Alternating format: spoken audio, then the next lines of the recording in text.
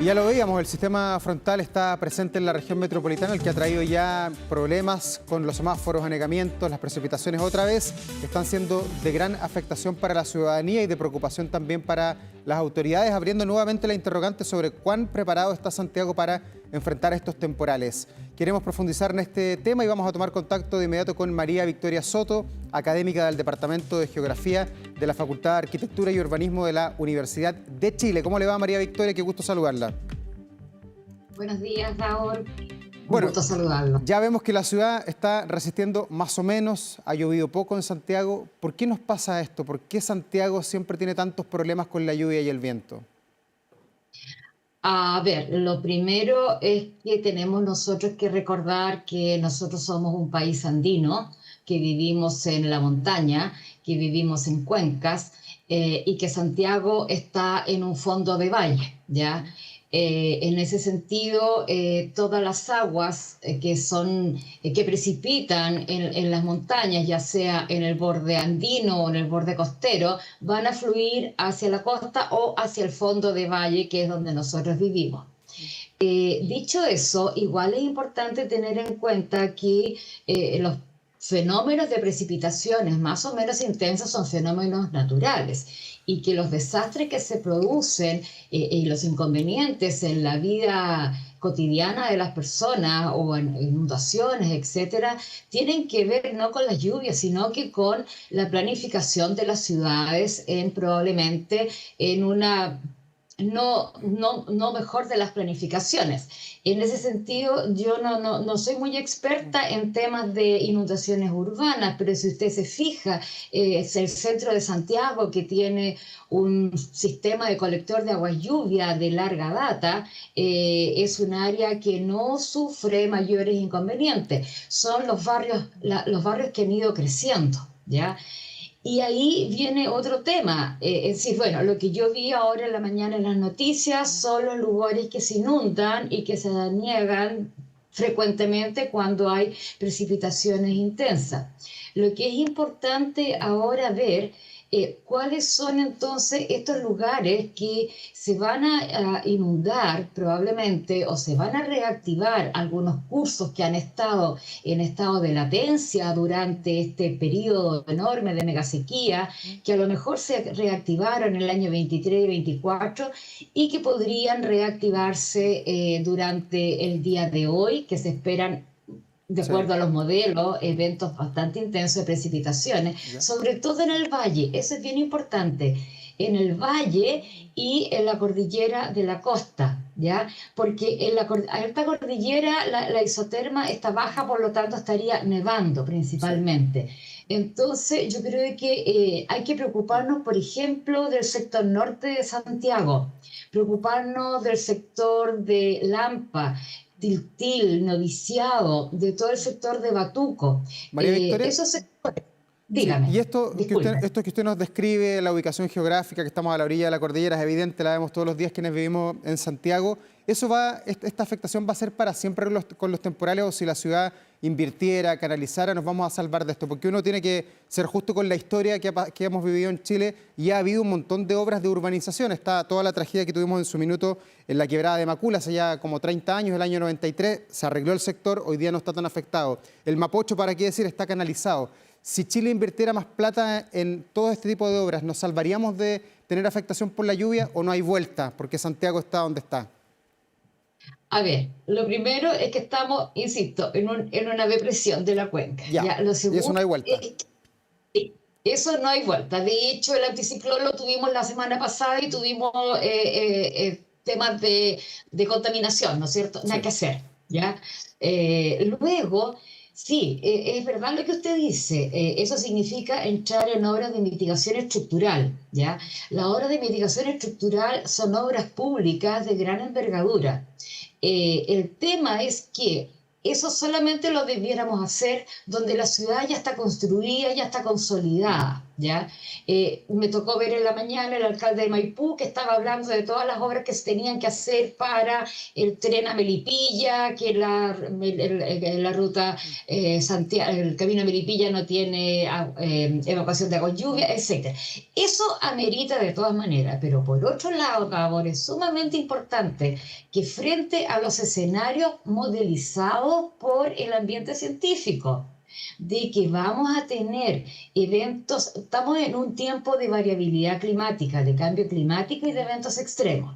Consecuentemente, también tiene que haber políticas públicas a nivel de las regiones, a nivel de las comunas, en términos de frenar el desarrollo inmobiliario, ¿ya? Porque, por ejemplo, no puede suceder lo que pasó en Batuco, que durante, al final de los 90, ¿no es cierto?, lo que era un gran humedal se rellenó y se urbanizó, ¿ya? El año 2012 se convirtió en un lago de nuevo, ¿ya? Eso en algún momento va a volver a ocurrir nuevamente. Entonces, a su respuesta hay dos escenarios. Por un lado, donde efectivamente ya hay población consolidada, hay infraestructura, etcétera, ¿no es cierto?, que hay que invertir de manera potente, y por otro lado, que tienen que haber instrumentos de planificación sustentables y resilientes y en consonancia con los escenarios modelizados por la academia para los próximos 50, qué sé yo, ni siquiera 50 ya, para los próximos 30, 40, 15 años, ¿se fija? Entonces, como son dos escenarios que hay que tratar de compatibilizar. Y desde su punto de vista, Chile está acogiendo bien estos llamados, leyendo bien a nivel de autoridades, a nivel del Estado de Chile, lo que va a pasar con el cambio climático, porque estaba viendo las cifras de la ONU con el acápite de Hábitat, que es toda una agencia que monitorea lo que pasa en el mundo, y la verdad es que este problema que está teniendo Santiago de Chile y varias ciudades lo está experimentando todo el planeta con el cambio climático. ¿Cómo hacemos para arreglar las ciudades que son viejas, muchas de ellas muy antiguas? Sí, bueno, en Chile se están haciendo hartas cosas a nivel de la academia, de institutos de investigación respecto a lo que son las ciudades resilientes, cómo Sí. la ciudad se adaptan a los cambios. Y uno de los temas muy importantes, que es un concepto que es relativamente nuevo, pero que no es tan nuevo, tiene que ver con la ciudad esponja, es decir, donde nosotros dejamos espacios sin urbanización. O sea, nosotros no podemos seguir pavimentando más la ciudad. El Piedmont de Santiago ya es una aberración lo que se ha hecho con la urbanización. Deberíamos parar de urbanizarlo porque es una esponja. Nutre de agua a las napas subterráneas, ¿ya? Está urbanizado, por lo tanto el agua escurre. Y debiéramos pensar en soluciones como parches en donde no haya actividades de ningún tipo que mantener, ¿no es cierto?, la vegetación nativa. Algo escuché en la entrevista anterior de las especies exóticas. No, estamos hablando de las especies nativas, de permitir que el agua fluya, infiltre. Pero eso tiene que ver también con la gobernanza de los territorios y tiene que ver con los instrumentos de planificación a escala comunal. Entonces usted se fija que tiene una comuna con un plan regulador que no necesariamente dialoga con la comuna del lado, que están divididas por el eje de una calle. Claro, pasa lo mismo con las ciclovías, en todo caso, ¿no es cierto? Bueno, Sí. esto es como un ejemplo, si usted lo quiere ver desde el punto de vista de la movilidad de la ciudad, que no deja de ser un tema complejo, ¿ya? Pero claro, eso pasa también con los instrumentos de planificación. Entonces, aquí el tema es que hay que efectivamente confiar en lo que se está haciendo en la academia, en lo que se está haciendo en Chile, los avances que tenemos en Chile a nivel de investigación, en cambio climático, en resiliencia, en modelos climáticos, atmosféricos, en lo que es el avance y gestión de riesgo, estamos realmente a un muy buen nivel, pero no necesariamente estamos llegando a ser escuchados por la ciudadanía o por los tomadores de decisiones, que en este caso a veces son los gobiernos locales, los Ya. municipios. Ya. María Victoria, ¿y cuánta responsabilidad hay acá en el Estado de Chile, en el gobierno que van cambiando cada 4 años en el caso de nuestro país? ¿Y cuánta responsabilidad hay también del mundo privado, del sector privado? Me refiero a las compañías de servicios básicos en alertar, en prepararse para el cambio climático, porque aquí en Chile estamos, en Santiago estamos esperando hoy día si es que se corta o no se corta la luz comparado con lo que pasó en agosto del año pasado. ¿Por qué tenemos una red tan precaria? ¿Por qué los privados no se deciden a invertir? ¿Hay que hacer más regulación? ¿Hay que ablandarles el corazón? ¿Cómo hacer? Pucha, Davor, yo tengo mi opinión, pero es una opinión personal. Yo no soy experta en el tema. Yo le pediría que Pero esa mi pregunta se... pregunta es porque la luz se corta acá, pero no se corta en Punta Arenas, no se corta en Valdivia con un poco de viento. Ah, bueno, yo creo que igual aquí el modelo imperante que tenemos, ¿no es cierto?, en donde todo está regulado por el mercado, nos lleva a este tipo de situaciones. Creo que efectivamente debiera haber un cambio, y lo digo desde mi ignorancia, debería haber un cambio en las sanciones a las empresas privadas que nos suministran los servicios, en donde las multas sean realmente considerables, porque pareciera que las multas son tan poco relevantes que es más barato pagar multas que invertir en mejoramiento. En ese sentido, debiera haber desde las instituciones del Estado un llamado de atención para efectivamente generar una legislación, que yo lo desconozco cómo se hace, en términos de preparar lo que es los suministros de gas, los suministros eléctricos, la dotación de agua potable, para enfrentar el cambio climático, porque aquí no se puede decir es el cambio climático, la variabilidad climática que nos dejó sin agua y sin luz. No, aquí tiene que invertirse en infraestructura que sea absolutamente resiliente y que sea sustentable con los escenarios ya modelizados para las siguientes décadas. Ya, Obviamente, un evento súper extremo, no hay ciudad que lo resista, ya. ¿ya? Pero estos eventos extremos de hoy día no son tan terriblemente extremos, si usted se fija. Nos falta también, María Victoria, quizás educación para la emergencia como sociedad. Yo sé que usted ha investigado mucho el tema de los tsunamis y en Chile a partir del 2010, a partir del 27F, hubo cambios en la cultura de los tsunamis en Chile. Se instalaron infraestructura pública, lugares de salida, lugares de evacuación, zonas en altura. O sea, hay un tsunami en la zona costera y uno más o menos sabe lo que hay que hacer. El 27F nadie sabía mucho y ahí está la cantidad de muertos que tuvo Chile. Hoy día, ¿qué más debemos hacer? Mire, lo que más debemos hacer es llegar, bueno, educación, ¿Sí? educación pero no es una educación solamente en términos de adaptación al cambio climático, es también aquello, pero es una educación de conocer los territorios, es decir, que los niños desde chicos sepan dónde viven, cuáles son sus entornos, sobre todo pensando que tenemos nuevos chilenos, ¿no es cierto?, en donde los padres, tenemos población migrante, en donde los padres no necesariamente conocen las dinámicas de nuestro territorio.